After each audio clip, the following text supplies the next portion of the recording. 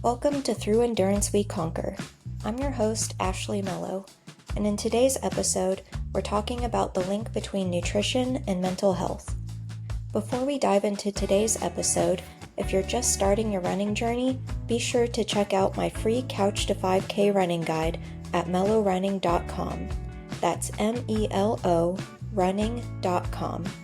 It's a simple, beginner-friendly plan that will help you build up to 3.1 miles in just 6 weeks.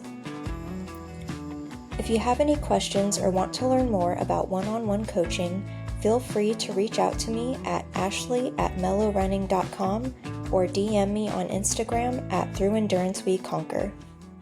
So why are we talking about nutrition and mental health today? Well, nutrition isn't just about physical performance. It plays a significant role in mental health, especially for runners who rely on both body and mind. And this episode is a way to help you understand the link between food choices, running performance, and mental well-being. Running isn't just about moving your body.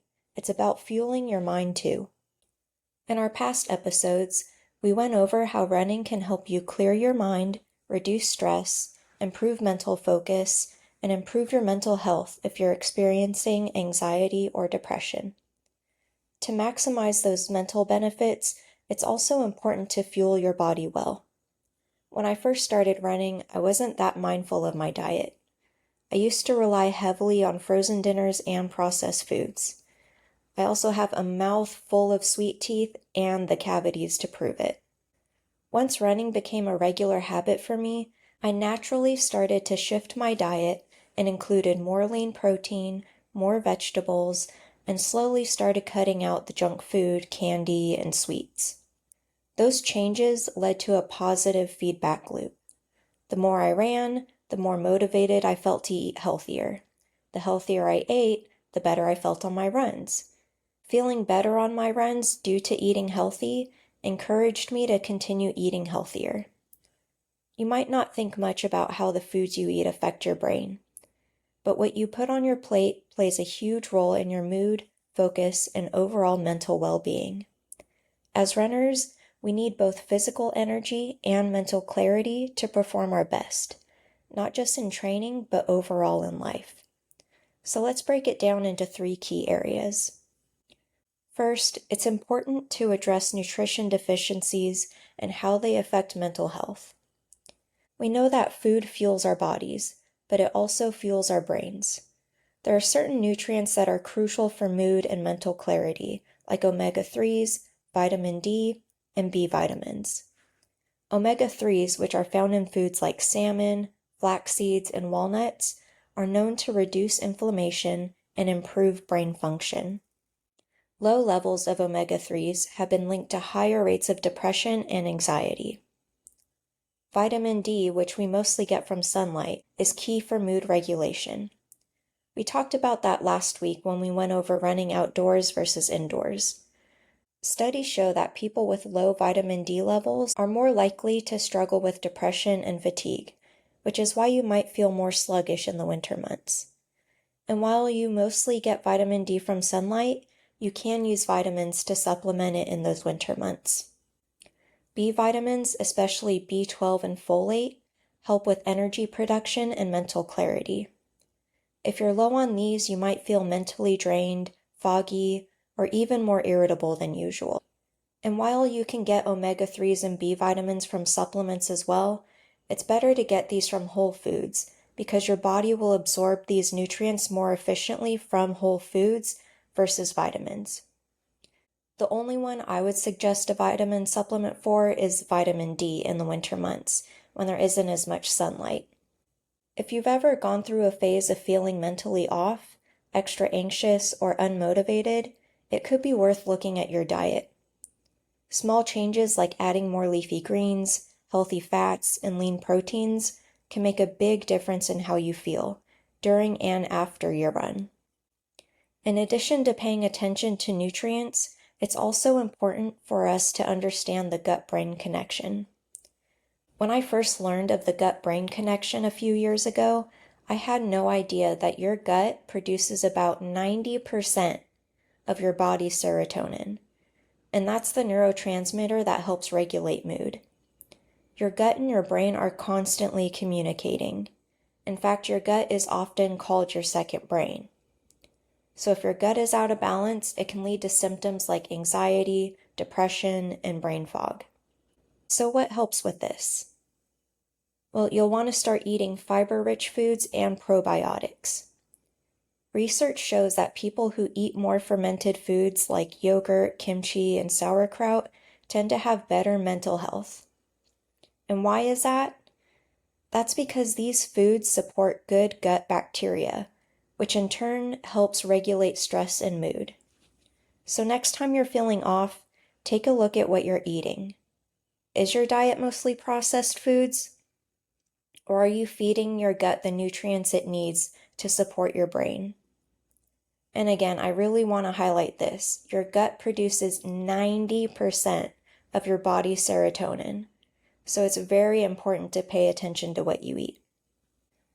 Next up, I know you won't like to hear this, but we need to talk about sugar. Have you ever had a sugar crash mid-run or maybe late afternoon? Have you ever felt super moody and exhausted about an hour after eating something sweet? Well, that's your blood sugar spiking and then crashing. It can seriously affect both your energy levels and mental health. When you eat a lot of processed carbs or sugary foods, your blood sugar spikes, and that gives you a temporary boost, but then it starts to crash, which can leave you feeling tired, irritable, and mentally foggy. Research even links high glycemic diets to a higher risk of depression. And this could explain why sometimes people who are depressed get stuck in a cycle of overeating sugar. I know in the past when I was dealing with bouts of depression, I always gravitated towards sweets because initially they would boost my mood, but then I'd crash again. I felt like the only way to bounce back from the crash was to eat something sweet again to lift me back up. But then I'd crash again, and I got stuck in that sugar loop.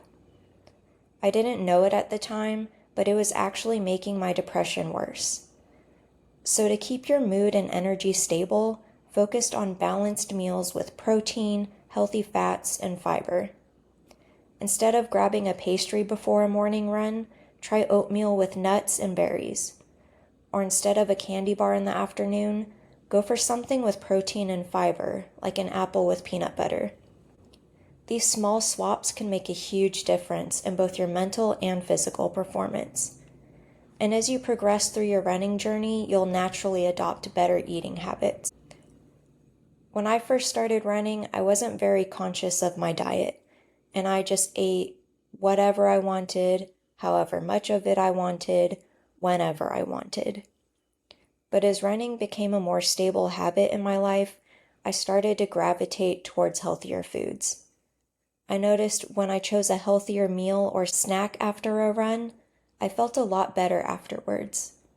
The next day when I woke up, I'd have a bit more energy and feel more revitalized to go out to run again. I noticed that I felt a lot better eating healthier foods, not just with my runs, but I noticed my mood improving too. And I was more motivated to make healthier choices. And those healthier choices began to build upon each other. So I didn't completely change my whole diet all in one go.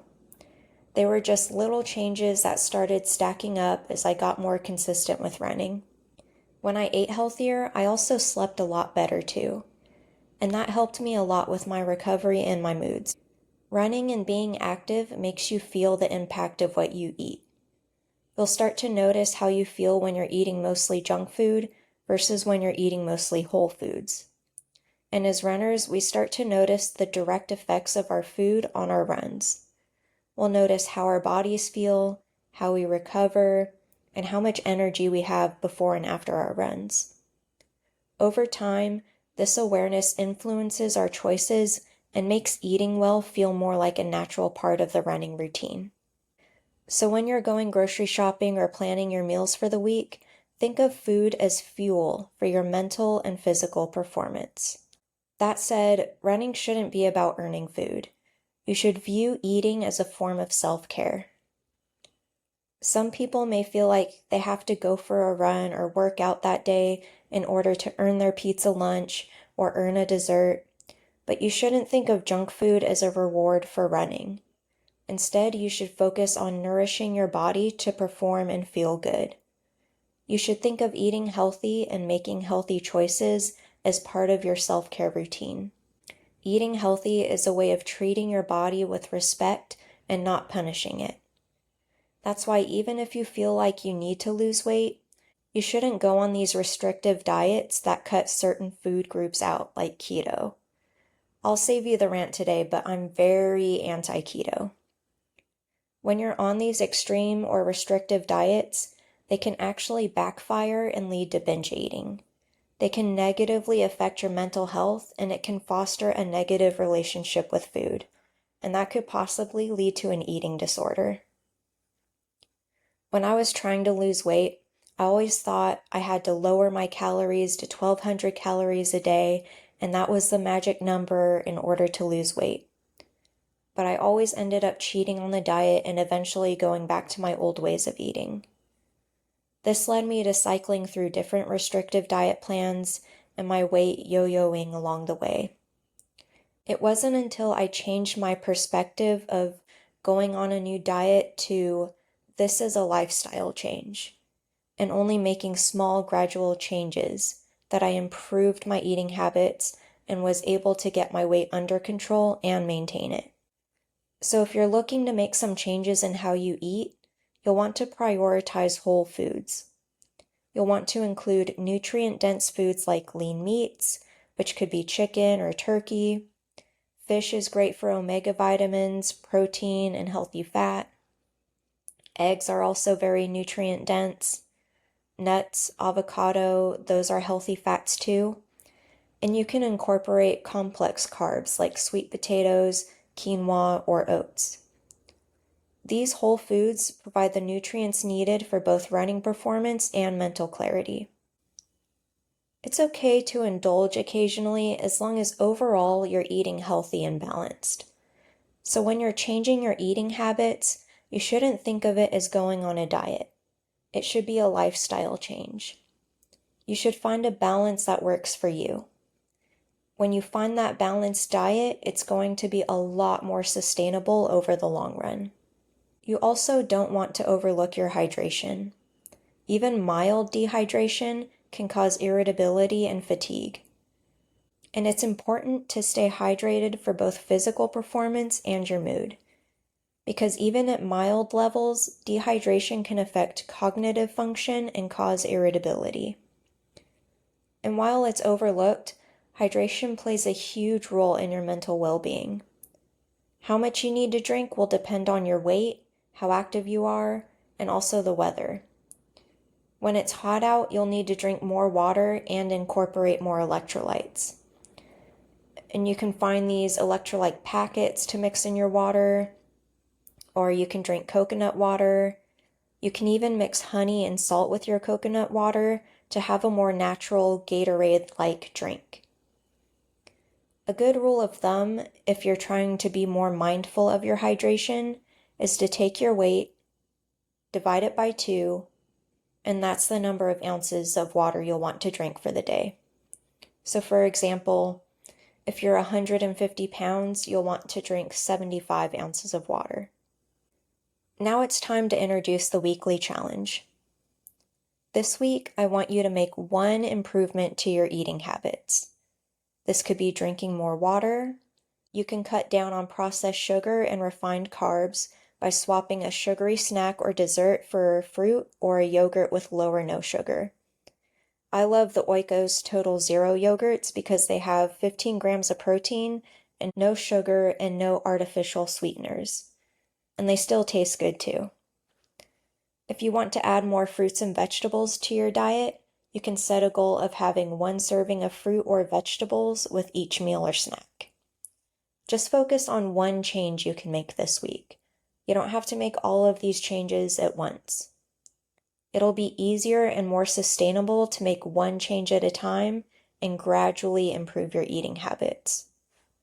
When you're making these changes, instead of being rigid on how many calories you're eating, Pay attention to the quality of the food you're eating and how that food makes you feel. You'll want to notice how different foods affect your energy levels and mood throughout the day. If you'd like, you can share your experience with how that change you made during the challenge affected your running and mental health. You can message or tag me on Instagram at Through Endurance We Conquer. And remember, if you want personalized support, reach out to me for one-on-one coaching. My contact information and the sources for today's episode are included in the show notes. Next week, we'll talk about the biggest running mistakes beginners make and how to avoid them. So don't forget to subscribe and share the podcast with a friend. Thank you for listening. Keep showing up, trust the process, and remember, it's through endurance that we conquer.